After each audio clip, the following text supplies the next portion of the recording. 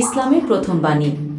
নবী মুহাম্মদ সাল্লাল্লাহু আলাইহি ওয়াসাল্লাম যখন ৪০ বছর বয়সে হেরা গুহায় প্রথমবারের মতো আল্লাহর পক্ষ থেকে জিব্রাইল আলাইহির মাধ্যমে ইসলামের প্রথম বাণী গ্রহণ করেন, তখন থেকেই তার নবুয়তের সূচনা হয়। ২. প্রথম ওহী। হেরা গুহায় প্রথম ওহী পাওয়ার পর নবী মুহাম্মদ সাল্লাল্লাহু আলাইহি ওয়াসাল্লাম কিছুটা বিচলিত হয়ে ঘরে ফিরেছিলেন এবং তার স্ত্রী খাদিজারাও তাকে সাহস জুগিয়েছিলেন। এই প্রথম ওহীর মাধ্যমেই ইসলামের এক নতুন যুগের সূচনা হয়। ৩. মক্কায় বিরোধিতা।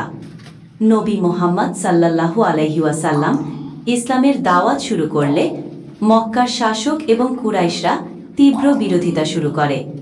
তাদের অত্যাচারের পরিপ্রেক্ষিতে নবী সাল্লাল্লাহু আলাইহি ওয়াসাল্লাম ও তার অনুসারীরা মদিনায় হিজরত করেন।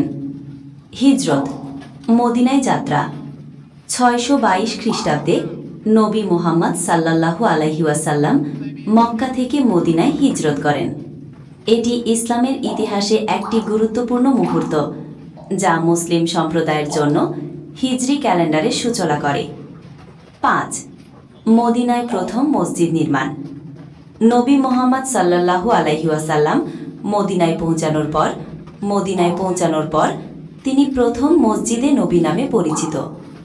এটি পরবর্তীকালে মুসলিমদের জন্য ধর্মীয় ও রাজনৈতিক কেন্দ্র হয়ে ওঠে। ৬. বদর যুদ্ধে বিজয়।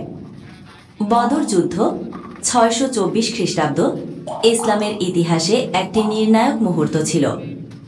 এই যুদ্ধে মুসলিমরা মক্কার কুরাইশদের বিরুদ্ধে প্রথম বড় বিজয় লাভ করে, যা তাদের বিশ্বাসকে আরও শক্তিশালী করে তোলে।